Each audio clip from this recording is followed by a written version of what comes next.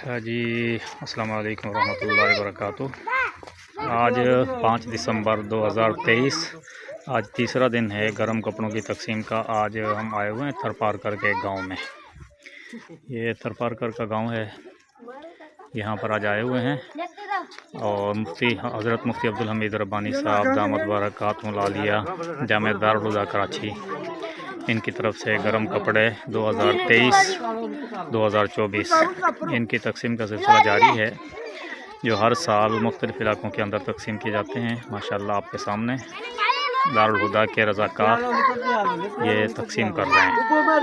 یہ سارے غریب قسم کے لوگ ہیں، تھرپارکر کا گاؤں ہے یہ حضرات کے سامنے۔